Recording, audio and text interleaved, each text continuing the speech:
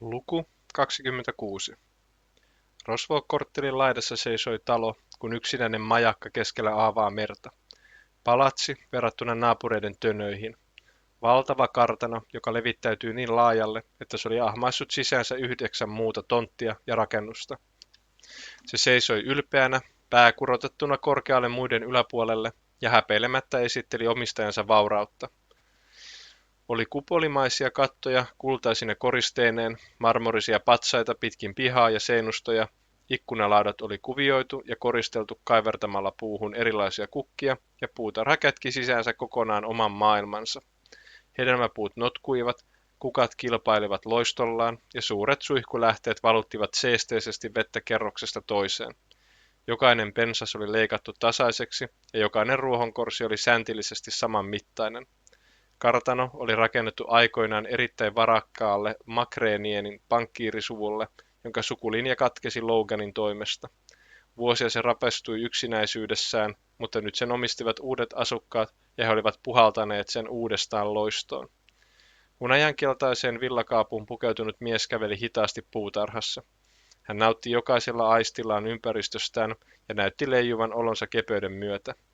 Mikään ei rauhoittanut hänen hermojaan paremmin kuin satakielen sulosoinut. Hän pysähtyi katsomaan, miten se kylpi suihkulähteessä ja liversi tyytyväisenä.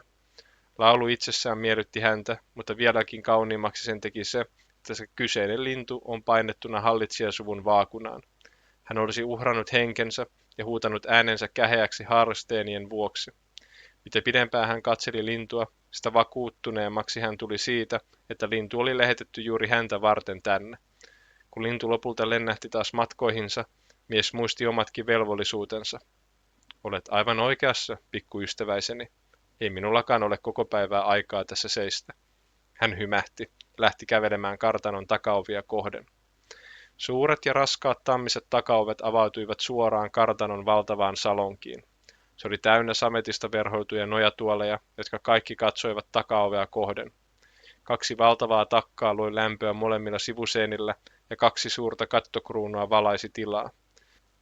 Vastakkaisella seinällä olevien ovien yläpuolella roikkui maalaus ihmisten luomiskertomuksesta ja sen molemmin puolin seisoi valkoisesta marmorista tehdyt pyhimys Evelinan patsaat. Toinen piti kämmeniään vastakkain rintansa edessä ja katsoi maalausta kohden, kun taas toisella oli poikavauva sylissään ja katsoi häntä hellästi. Ovien molemmin puolin oli seinä täynnä kirjahyllyjä ja keskellä harmaa marmorista lattiaa löytyi suuri pinttynyt punainen läikkä. Sen päällä oli kerran maanneet Makreeninen suvun viimeiset jäsenet ja nyt se muistutti heitä kaikkia monarkian kokemista vääryyksistä. Kun mies astui sisään, kuhina huoneessa seisahtui. Jokaisen tuolin päällä istui ihminen ja he kaikki käänsivät katseensa mieheen. He nousivat ylös tuoleiltansa, kumarsivat syvään ja jäivät seisomaan. Mies sulki ovet perässään ja asteli lähemmäksi tuoleja. Hyvää päivää kaikille. Tänään on oikein kaunis päivä jatkaa opintoja. Hyvää päivää, oikeuden prinssi, vastasivat muut kuin yhdestä suusta. Jokainen kuulija vaikutti toinen toistaan innokkaammalta. Leveä hymy kohosi prinssin suupieliin. Kiitos paljon.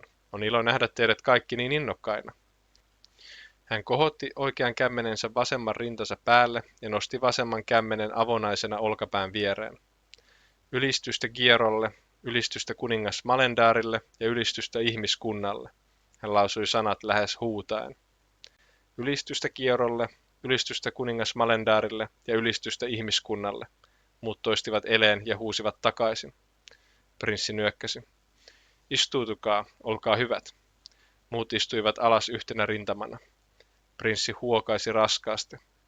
On surullista tietää, että päivä on näin kaunis ja kirkas, mutta niin moni yhä pelkää totuutta, jonka se paljastaa. Hän pudisti päätään. He murhaavat meitä päivittäin, mutta silti heidän annetaan juosta vapaana. Kuningas Malendar oli täysin oikeassa tuomitessaan heidät orjuuteen. Verenhimo on tatuoitu heidän esasseihin, eikä se miksikään muutu, vaikka kuinka yrittäisi pään kääntää. Kuningas ei ikinä sallisi tällaista, kuului huudahdus nuoren naisen suunnasta, ja muut myötäilivät sitä hymähdellen. Prinssi katsoi nuorta naista ja hymyili leveästi. Olet aivan oikeassa, Aranya. Kuningas Malendar ei ikinä sallisi tällaista. Kuka osaa kertoa, että miksi hän ei puutu tähän, jos me kaikki kerran olemme niin varmoja, että näin asia on? Hän katseli hetken, miten kaikki viittasivat innokkaasti ja valitsi joukosta satunnaisesti yhden miehen. Ole hyvä. Koska vartijat pimittävät heiltä kapinan yksityiskohdat ja vakavuudet. Aivan oikein. Ja tietääkö kukaan miksi? Taas jokainen käsi nousi ylös. Ole hyvä. Koska vartijat ovat korruptoituneita. Oikein hyvä. Vartijat tosissaan ovat läpeensä korruptoituneita. Mutta mistä se mahtaa juontua? Tällä kertaa vain Arania nosti kätensä ylös. Ole hyvä. Arania yski äänensä selväksi. Vartijoiden keskuudessa kytee katkeruus armeijaa kohtaan ja sitä kautta hallitsijoita kohtaan. He tietävät olevansa nokkimisjärjestyksessä armeijaa alempana ja yrittävät itsepäisesti nyt näyttää olevansa armeijaa kyvykkäämpiä sekä kuningasta viisaampia. He ovat unohtaneet paikkansa. Tismalleen, tismalleen. Oikeuden prinssi hihkui ja lämmäsi käsiään yhteen. Kun kuningatar Even perusti kaupunginvartijat vuonna 1912 erikseen kuninkaallisesta armeijasta, niin siitä hetkestä alkaen on nykypäivän korruptio muodostunut. Vartijat ovat aina olleet katkeria, että heille annettiin vain köyhemmän ulkokaupungin vahtiminen vastuulleen ja sisäkaupunki jätettiin yhä armeijalle. Vuosikymmenistä toiseen he ovat yrittäneet astua muiden varpaille ja haastaa monien hallitsijoidemme tahtoa. Räikeimmin se näkyi kuningas Harendin aikakaudella, kun hänen hyvä ystävänsä komentaja Fahen Hameen häikäilemättömästi käytti hyväkseen heidän hyviä välejä. Hän soi itselleen oikeuksia, joita ei vartijoilla koskaan kuuluisi olla. Hän esimerkiksi junaili itsensä kuninkaan lähettilääksi, kun hänen ylhäisyytensä meni tutustumaan Barrokhiin. Oikeuden prinssi tuhahti. On moukkamaista edes ehdottaa, että pahainen vartija valitaan tekemään työtä, joka oikeudellisesti kuuluu kenraalille. Kuningas Harendin raukkamaisen murhan jälkeen komentaja onkin nyt joutunut kiusalliseen tilanteeseen. Hänellä ei ole enää samaa yhteyttä linnaan kuin ennen, ja siitä kipinöi hänen petturuutensa. Hän haluaa romahduttaa ulkokaupungit, jotta kuningas Malendar on pakotettuna tunnustamaan hänelle valtaa. Ja tähän epäkohtaan meidän on tarkoitus puuttua. Tänään me perähdymme syvällisesti juuri syihin, jotka motivoivat vartijoita hylkäämään kansamme turvallisuuden. Seuraavan 3 tunnin ajan oikeuden prinssi halveerasi säälimättä vartijoita. Hän kertoi, miten komentaja Hameen haluaa levittää vartijoiden vaikutusvallan sekä sisäkaupunkiin että maaseudulle ja sitä kautta heikentää hallitsijoiden valtaa. Hän vakuutteli, että koska komentaja saa asua omassa parakissa, kun taas armeijan päämaja on linnassa, niin hän voi tehdä mitä vain haluaa kuninkaan selän takana. Hän kuvaili yksityiskohtaisesti, miten Hameen käyttää kapinaa keinona levittää omaa ideologiaansa kaikkien alaistensa keskuuteen. Hän pelotteli intensiivisesti, miten Hameen vielä jonain päivänä yllyttäisi vartijat avoimeen sotaan armeijaa vastaan. Lopuksi hän vakuutteli, että he voivat yhdessä estää tämän. Heidän täytyy vain seistää vartijoita vastaan ja estää kapinan onnistuminen. Heidän olisi saarnattava kahdekkien vaarallisuudesta ja kyseenalaistettava vartijoiden pätevyys laajalti.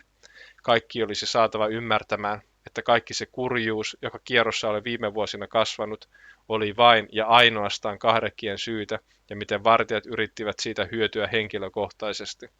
Koko luennon ajan hänen yleisönsä kuunteli hiljaa ja keskeytti ainoastaan kysymään lisätietoja yksityiskohdista. He imivät jokaisen sanan sisäänsä ja tunsivat totuuden syvällä esansseissaan asti.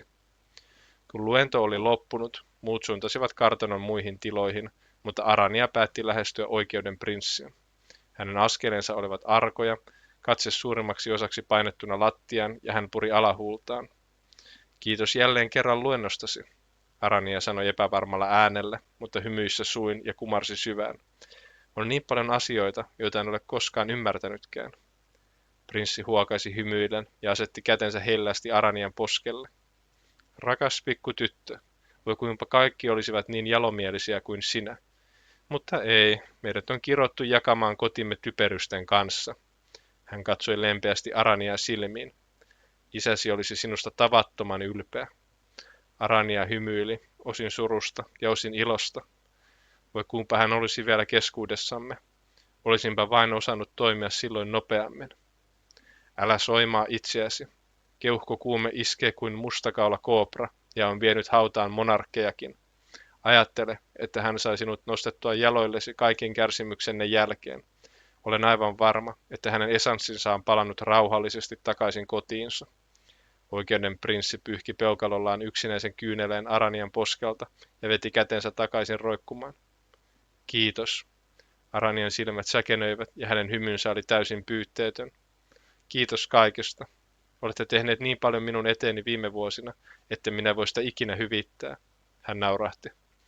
Prinssin hymy leveni. Ei sinun meille mitään tarvitse hyvittää. Unohda kokonaan tuollaiset ajatukset. Hän huitesi kädellään. Sitä paitsi, minä tiedän, että sinä teet meidät kaikki vielä ylpeiksi. Sinä olet tähtioppilaani. En ole koskaan nähnyt kenenkään oppivan noin nopeasti. Arania kikatti ja pyöritteli kehoaan kiusaantuneena. Minä vain yritän parhaani. Niin sinä teet, niin sinä tosiaan teet. Prinssi nauroi lempeästi ja Arania yhtyi siihen. He katsoivat toisiaan hetken hiljaisuudessa. Sinä olet aivan kohta valmis. Oletko oikeasti sitä mieltä? Arania tunsi punastuvansa. Minä olen varma, että tarvitsen vielä lisää aikaa. Prinssi pudisti päätään. Sinä olet jo melkein oppinut kaiken, mitä minä voin opettaa. Sitten on sinun vuorosi jatkaa minun töitäni. Arania lähes hyppi innostuksestaan. Hän ei enää osannut sanoa mitään, vaan kumarsi ja loikki läpi salongin muiden perään. Juuri näitä sanoja hän kaipasi ja halusi kuulla. Ne pyyhkisivät viimeiset epäilyksen rippeet hänen mielestään. Prinssi naurahti. Kun Arania sulki oven perässänsä, hän tunsi tutun tunteen syvällä sisällään. Hänen esanssiaan manipuloitiin kiivaasti, ja hän kuuli naisen äänen kirkkaana korvissaan. Olen nyt yksin, hän kuiskasi. Voit siirtää minut. Siinä samassa violetti välähdys ilmestyi hänen takaa ja imaisi hänet hetkessä sisäänsä. Hyvin pienen hetken hän näki vain violettia äärettömyyttä, jonka seasta erottui verenpunaista hehkua. Kun äärettömyys karkasi takaisin toiseen ulottuvuuteen, hän huomasi seisovan pienessä ummehtuneessa ja hylätyssä talossa. Hänen sydämensä lepatti valtoimena ja hänen esanssinsa tärisi, mutta hänen olemuksensa oli kylmän rauhallinen. Huonekalut olivat homeessa ja rikkinäisiä. Ikkunalaudat oli visusti tukittu ja ainoa valo sisällä oli hento violetti kajastus. Onko kaikki valmista seuraavaan vaiheeseen? Kuului kolkko naisen ääni pimeydestä. Hänen hahmonsa oli hukkunut siihen täysin, vain 2 violettia pistettä loisti uhkaavasti ja tapitti prinssin takaraivoa. Prinssi nielaisi. Tähtioppilaani Arania on jo käytännössä valmis. Muut tarvitsevat vielä jonkin verran aikaa. Sen jälkeen voimme päästää heidät kaduille. Prinssi ei kääntynyt naista kohden, vaan tuijotti eteensä ja puhui totisesti. Nurkasta kantautui hymähdys. Hyvä. Miten suunnitelma on muuten edennyt? Kuten pitikin. Vartijat kuluttivat tarpeeksi energiaa hänen jahtaamiseen, ja kahrekit käyttivät sen hyväksi juuri niin kuin ajattelimme. Pian he ovat poissa täältä, ja voimme päästää kaaoksen valloilleen. Prinssi nyökkäili vakavana. Ja onkohan mestari edennyt omissa töissään, jos saan kysyä? Sinun ei tarvitse tietää niistä mitään. Sinun työsi on täällä, ja sinä keskityt ainoastaan siihen. Ymmärrätkö? Naisen ääni tokaisi, jopa aavistuksen uhkaavasti. Prinssi oli ensin hiljaa ja sitten huokaisi. Ymmärrän kyllä. Hyvä, voimme siis molemmat palata askareisiimme. Avaatko minulle portaalin vai joudunko kävelemään? Prinssi lisäsi nopeasti, sillä hän aavisti, mitä seuraavaksi tapahtuu. Hänen aavistuksensa olikin oikeassa, eikä hänen takaa kuulunut enää vastausta. Ainoastaan kirkas violetti välähdys kahlitsi pimeyden hetkeksi sisäänsä, kunnes hän oli yksin violetin kajon kanssa. Kun violetti kajo oli hälvennyt pois ja pimeys imaissut hänet kokonaan sisäänsä, hän huokaisi raskaasti, käveli ovea kohti ja avasi sen. Aurinko häikäisi häntä ja hänen oli pakko nostaa kätensä sen eteen. Ripein askelin hän lähti tarpomaan takaisin kohti kartanoa. Luvun loppu.